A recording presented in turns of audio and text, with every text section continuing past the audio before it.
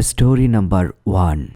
In the small town of Fairhaven, the library stood at the heart of Main Street, a relic from another time. Built in the late 1800s, it had once been a courthouse before being converted into a public library in the early 1900s. The stone facade, Gothic windows, and looming wooden doors gave it an imposing presence. Most people in town visited during the day, but few dared to linger after dark. Eleanor Hayes had been the head librarian for 3 years. She wasn't one to believe in ghost stories, despite the whispered rumors that circulated through the town. Patrons spoke of books moving on their own, of distant whispers between the shelves, and of the ghostly figure of a woman who roamed the second floor. But Eleanor dismissed such tales as the overactive imagination of bored teenagers or the creaks of an aging building settling into the night. It wasn't until a bitter October evening, just days before Halloween, that she began to question everything. That night, Eleanor was covering the late shift alone. Her assistant, Martin, had called out sick, leaving her to close up by herself. The library was mostly empty, just a college student in the back corner working on a research paper and an older woman flipping through a newspaper in the reading area. The dim glow of antique chandeliers cast long shadows across the marble floors. At 8:45 p.m., she gave the customary warning. The library will be closing in 15 minutes. The college student packed up and left almost immediately, but the older woman continued reading as if she hadn't heard. Eleanor walked over, clearing her throat. "Ma'am, we're closing." The woman didn't move. Eleanor hesitated, then stepped closer. "Excuse me." The woman turned her head slightly. Her face, pale and lined with age, seemed almost translucent under the dim lights. Her lips moved, but no sound came out. Eleanor's breath hitched. "Are you okay?" The woman simply stared, then, without another word, stood up and walked toward the exit. The air grew noticeably colder as she passed. Eleanor shivered, watching her go. She didn't hear the front door open. When she turned back, the woman was gone. The library was silent now, save for the faint hum of the fluorescent lights and the distant ticking of the grandfather clock near the front desk. Eleanor shook off the eerie feeling and went about her closing duties. She shut down the computers, locked the back office, and did a final sweep of the aisles. As she moved between the towering shelves, she heard it. A whisper. She froze, her pulse quickening. It had been faint, almost imperceptible, like a breath against the wind. She turned, scanning the dimly lit shelves. Nothing. With a shaky exhale, she continued toward the second floor. The upper level housed the library's oldest collection, leather-bound volumes, brittle pages, the scent of time clinging to their spines. Few patrons ever ventured up there, especially at night. The wooden staircase groaned beneath her weight as she ascended. The moment she stepped onto the second floor, the air shifted. It was colder here, heavier. Something felt wrong. As she moved through the rows of bookshelves, she noticed something strange. One of the books lay open on the floor. Frowning, she bent down to pick it up. The book was an old reference text, one she had seen countless times before. But as she lifted it, a chill ran up her spine. The pages had been torn, violently. Deep, jagged rips cut through the fragile paper as if someone had shredded it with clawed hands. Her stomach twisted. No one had been up here. She was certain of that. Then she heard the whisper again. Closer. A rush of cold air brushed against the back of her neck. She spun around. The aisle was empty. Heart pounding, she took a step back. A book fell from the shelf to her left. Then another, and another. One by one, books tumbled to the floor and descent, their pages fluttering like dying birds. Eleanor stumbled backward, her breath coming in shallow gasps, and then, just for a moment, she saw it. She saw it. A figure, a woman standing at the end of the aisle. Her form was indistinct, as if she were made of shifting smoke. But her eyes, empty, hollow voids, locked onto Eleanor with an intensity that made her blood freeze. The woman opened her mouth as if to speak, but no sound came. Then she disappeared. Eleanor didn't wait. She turned and ran. The staircase felt endless as she bolted down the steps, her heartbeat hammering in her ears. She didn't stop until she reached the front doors, fumbling with her keys. The moment she unlocked the door, she burst into the night, gasping for air. She never worked the night shift again. But the story didn't end there. Over the next few weeks, strange things continued to happen. Patrons reported hearing whispers, feeling sudden chills, and seeing books fall from shelves without reason. The rumors spread, and soon the library was known as the most haunted place in Fairhaven. Then, one evening, Martin, her assistant, came across something that sent a shiver down Eleanor's spine. An old newspaper article dated 1923. It told the story of a woman named Margaret Lively, the library's first head librarian. She had gone missing one autumn night. Last seen locking up the library, her body was never found. Eleanor read the article 3 times, her hands trembling. The description of Margaret Lively. It matched the woman she had seen that night. The library remained open, but for Eleanor, things were never the same. She worked only during the day, never staying after dark. But every now and then, as she walked between the aisles, she swore she could still hear it. A whisper, soft, distant, calling her name. Story the end. Story number 2. The night shifts at the Grayson Public Library were never supposed to be scary. For Amanda, it was supposed to be an easy job. Sit behind the desk, check in books, and occasionally help late-night college students find reference materials. The library closed to the public at 9 p.m., but Amanda's shift lasted until midnight, ensuring the building was secured and any books left lying around were reshelved. She had always loved libraries, the quiet, the endless rows of books, the sense of time slowing down the moment you stepped inside. But something about the Grayson Library felt different. It was one of the oldest buildings in town, built in the late 1800s and had once been a private estate. The architecture was beautiful. High ceilings, stained glass windows, spiral staircases leading up to the second-floor balcony. But there was an unsettling energy in the air, something Amanda had been trying to ignore since she started the job 2 months ago. The first time she noticed something off was during her second week.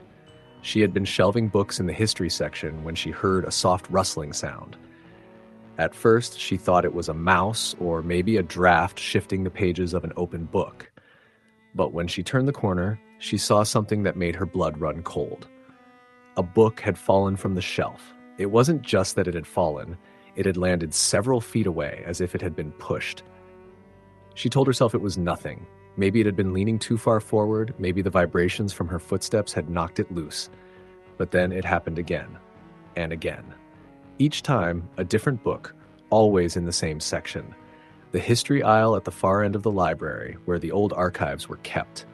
One night, Amanda decided to test a theory. She grabbed a step stool, climbed up and ran her fingers along the top shelf where the books kept falling from. A chill ran down her spine.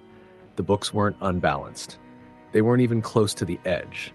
She backed away, her breath coming faster. Something was wrong. Over the next few weeks, the incidents became more frequent. The whispers started next. Soft, distant murmurs just at the edge of hearing. She could never quite make out what was being said, but the tone was unmistakable, urgent, pleading. And then came the shadows. The first time she saw it, she was alone at the front desk, scrolling on her phone. The library was quiet. The only sounds, the occasional creak of the old wooden floors and the distant hum of the air conditioning. Then, out of the corner of her eye, she saw movement. A figure just beyond the bookshelves. At first, she thought it was a lingering patron, someone who had fallen asleep in one of the reading nooks. But when she stood up to investigate, the figure was gone. This happened again and again. Sometimes it was just a shape, a flicker of darkness where there shouldn't be one. Other times, it was more defined. A tall figure standing at the end of an aisle, disappearing the moment she turned her head. Amanda stopped telling herself it was her imagination. One night, she brought it up to Mrs. Collins, the elderly head librarian who had worked there for nearly 30 years. "Have you ever noticed anything strange in the library?" Amanda asked hesitantly. Mrs. Collins looked at her over the rim of her glasses and smiled faintly. "You've seen him, haven't you?" Amanda's stomach dropped. "Him?" Mrs. Collins sighed and set down her pen. "You're not the first, dear. The library has always had a presence." Amanda swallowed hard. "Who is he?"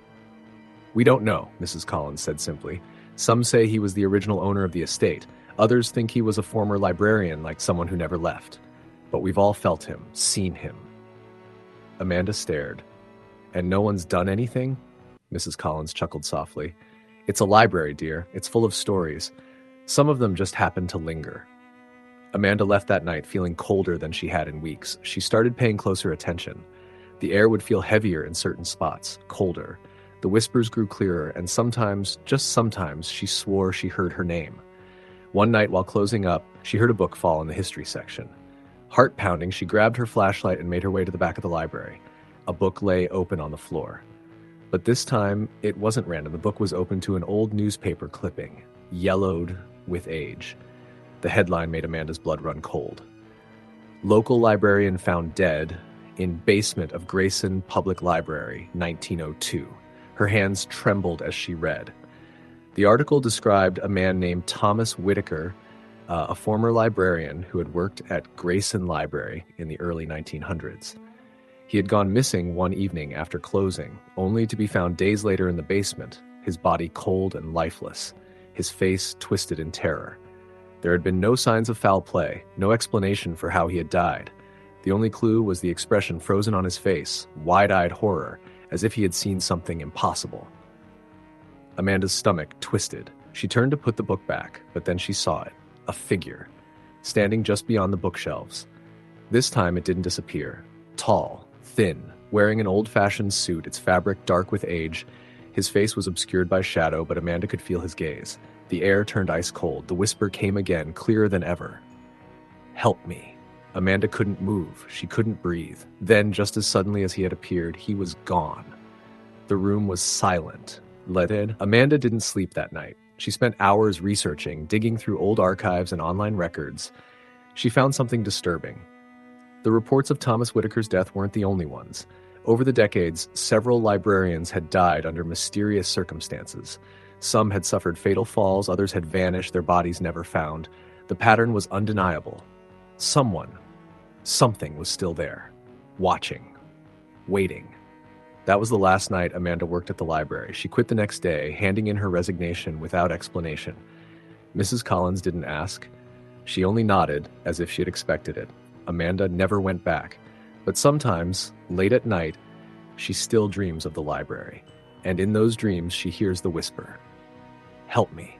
Story the end. Story number 3. The rain hammered against the old library's arched windows, the wind howling through the cracks in the stone walls like a whispering voice. The building had stood for over 100 years, a relic of Gothic architecture nestled in the heart of town. People rarely visited after dark, and those who did claimed the silence wasn't empty. It was waiting. Noah had heard the rumors, of course. Everyone in town had. But he wasn't superstitious. He was a college student in desperate need of a quiet place to study, and the library, with its endless maze of bookshelves and dim reading lamps, was perfect. So, when the storm rolled in that evening, he ignored the shiver in his spine as he pulled open the heavy wooden doors. The scent of old books and polished wood greeted him. The library was nearly empty, just as he had hoped. The old librarian, Mrs. Albright, sat behind the front desk, her tiny wire-rimmed glasses perched at the edge of her nose. She glanced up when he entered, her expression unreadable. "You're here late," she murmured. "Yeah, I need to finish a paper," Noah replied, shaking the rain off his hoodie. Mrs. Albright gave a slow nod, then hesitated before speaking again. "Stay on the first floor, and don't wander past the philosophy section." Noah frowned. It was an odd warning, but he didn't question it. He found a small reading nook near the history shelves, setting down his laptop and books. The library was silent except for the faint ticking of the grandfather clock near the entrance. An hour passed, then 2. The rain outside turned to a soft drizzle, and the deep quiet of the library pressed in around him. As he typed, he became aware of a faint rustling sound, like fingers brushing against paper. He turned his head, expecting to see another visitor flipping through a book, but there was no one. He shook off the unease and continued typing. A few minutes later, the sound returned, closer this time. A dry, shuffling noise, as if pages were being turned by unseen hands. His eyes darted to the nearest bookshelf, but all was still. Noah exhaled sharply. He was being ridiculous. It was probably just the old ventilation system pushing air through the stacks. He refocused on his work, and then the whispering started. It was faint at first, a soft murmur like someone reading under their breath. The voice was too quiet to make out words, but the cadence was unmistakable. A slow, deliberate recital, as if someone or something was studying alongside him. Noah turned in his chair, his pulse hammering in his ears. No one. The library stretched into dim corridors of books, the overhead lamps casting long shadows. He swallowed hard, forcing himself to believe it was just the old building settling. Yet the whispering persisted, growing clearer with every passing second. He stood up, his chair scraping against the wooden floor. The sound abruptly stopped. Silence. A tight knot formed in his stomach. He was done for the night. Gathering his things, he slung his backpack over his shoulder and started toward the entrance. That's when he saw it. A book, sitting open on a nearby table. He was sure it hadn't been there before. The pages fluttered slightly as if caught in a non-existent breeze. His breath caught in his throat. Slowly, he stepped forward, peering at the yellowed paper. The book was old, bound in cracked leather. The text was handwritten, the ink faded. The words sent a chill down his spine. We are still here. Noah staggered back, his mind struggling to make sense of it. His rational brain screamed that this was a prank. Someone had to be messing with him. But the library was empty. He turned sharply, intending to leave, when the overhead lights flickered. A shadow moved between the bookshelves. Noah froze. It was not the shadow of a person. It was impossibly tall, stretching unnaturally across the floor. The air grew thick, heavy with an oppressive stillness. And then, from deep within the stacks, came the unmistakable sound of footsteps. Slow, measured, getting closer. Noah bolted. He sprinted toward the entrance, his heartbeat hammering in his skull. The shadow twisted along the walls, following him. He reached the doors and yanked at the handle. Locked. His breath came in ragged gasps. He turned, pressing his back against the wood, his eyes darting around the room. The whispering returned. But now, he could hear the words. Turn the page. Noah clenched his jaw, refusing to look at the cursed book. His hands fumbled in his pocket for his phone, but when he pulled it out, the screen flickered wildly before dying. A sudden creak echoed through the air. One of the bookshelves near the back of the room shifted. Something was coming. Noah's chest tightened as a shape emerged from the shadows, a figure wrapped in darkness, its form barely human. Its head tilted unnaturally, hollow eyes locked onto him. His breath came in short gasps. He slammed his fists against the door, panic taking over. "Mrs. Albright," he shouted. No response. The figure took another step. Noah's fingers scrambled along the door's surface, desperately searching for a lock or latch. His nails scratched against the wood, the sensation raw and frantic. And then, just as the figure was nearly upon him, there was a loud click. The door swung open. Noah stumbled backward into the rain, his feet slipping on the wet pavement. He turned, expecting to see the figure stepping out after him. But there was nothing. The library was dark and silent, the door swinging gently in the wind. He didn't stop running until he reached his dorm. The next morning, after little sleep, he returned to the library in the daylight. The storm had passed, leaving the streets damp and glistening. He hesitated at the entrance before stepping inside. Mrs. Albright was there as usual, adjusting a stack of books on her desk. She glanced up at him. "You saw it, didn't you?" she asked quietly. Noah swallowed hard. What is it?" The librarian sighed, removing her glasses. This library was built on the ruins of something older, a monastery. The monks who lived here dedicated their lives to their texts. But something went wrong. They were consumed by the words, and now their spirits remain. They don't like to be disturbed. Noah shivered, remembering the voice. "Turn the page." Mrs. Albright leaned forward. "Consider yourself lucky. Others who see them don't always make it out." Noah nodded, his throat dry. He would never set foot in that library again. As he turned to leave, his eyes landed on the front desk. An old, leather-bound book sat there, open. The words on the page sent ice through his veins. "We will see you again." Story the end. Story number 4. The library had stood for nearly a century, a towering relic of dark stone and weathered brick nestled in the heart of the small town. It was the kind of place that held whispers of the past in every creaking floorboard and dust-covered tome. Generations of students, scholars, and wanderers had passed through its arched entryway, seeking knowledge or solace among its endless rows of books. But some who entered found neither. Margaret Hale had been the head librarian for almost 15 years, and in that time she had come to know every corner of the building intimately. She knew which shelves creaked the loudest, which old books carried the faintest scent of mildew, and which sections visitors tended to avoid after sundown. There was an unspoken understanding among the staff, though never directly acknowledged, that something about the library shifted when night fell. Margaret had dismissed the stories for years. Shadows moving in the corners of one's vision, whispered voices that dissolved into silence when someone turned their head, and most unsettling of all, the sensation of being watched when one stood alone in the dim light of the basement archives. The basement was the oldest part of the library, a remnant of the original building before renovations expanded it above ground. It was a labyrinth of narrow corridors and storage rooms filled with books too fragile or obscure to be left in the main collection. Margaret had never been afraid of the basement, but she never lingered there longer than necessary. It was a cold November evening when the strange occurrences became impossible to ignore. She had stayed late to finish cataloging a donation of rare books, a task that required careful handling and meticulous record-keeping. The library had closed hours ago, and the silence was absolute, save for the soft scratching of her pen on paper. Then she heard it, a footstep. Not the settling of the old wooden floors, not the scurrying of a mouse between the bookshelves, a distinct, deliberate step heavy enough to be unmistakably human. Margaret froze, her pen hovering above the page. Her breath caught in her throat as she listened. The library was locked. She had checked the doors herself. Another step, closer this time. She turned her head slowly, scanning the rows of shelves, but saw nothing.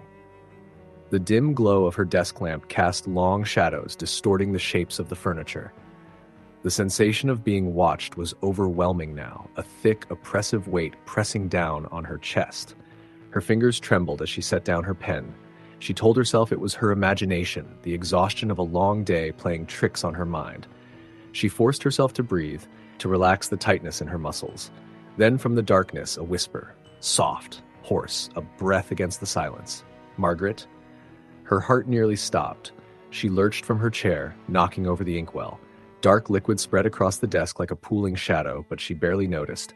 She turned in a frantic circle, her eyes darting through the empty library. "Who's there?" Her voice was hoarse, uneven. Silence. The library loomed around her, ancient and watchful.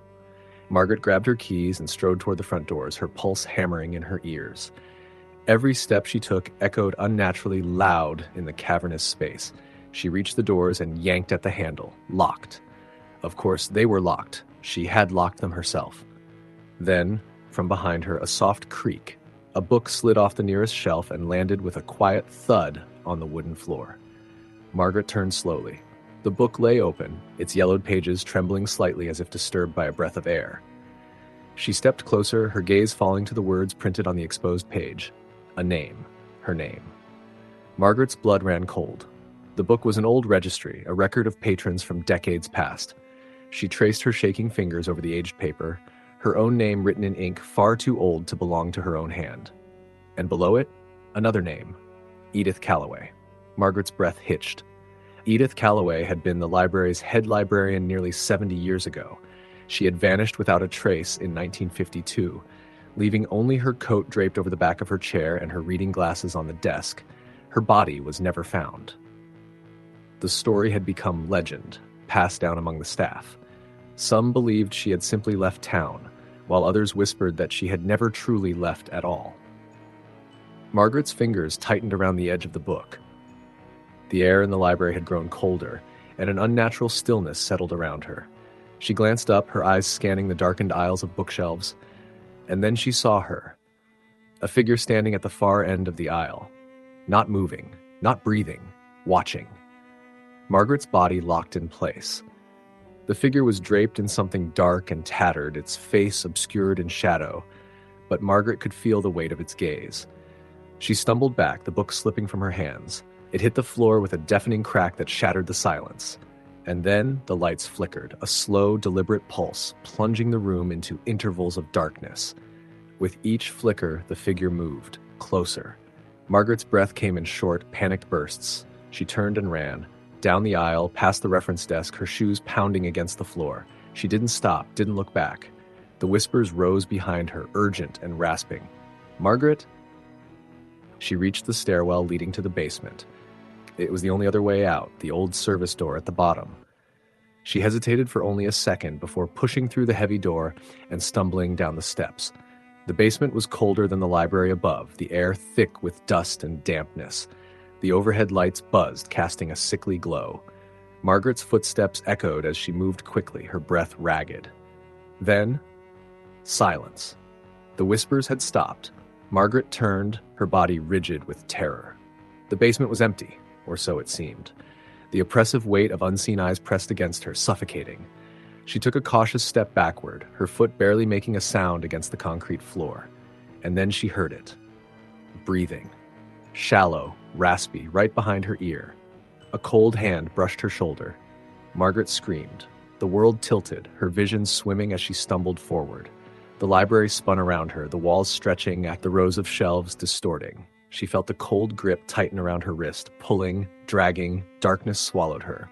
And then, silence. When Margaret opened her eyes, she was standing in the center of the library, alone. The book lay open at her feet, undisturbed. The lights were steady. The library was exactly as it had been. Margaret's breath came in shallow gasps. She turned slowly, scanning the room. Nothing was out of place. No whispering voices. No shadowed figures lurking in the aisles. Had it been a hallucination? A trick of exhaustion and fear? Her gaze fell back to the book.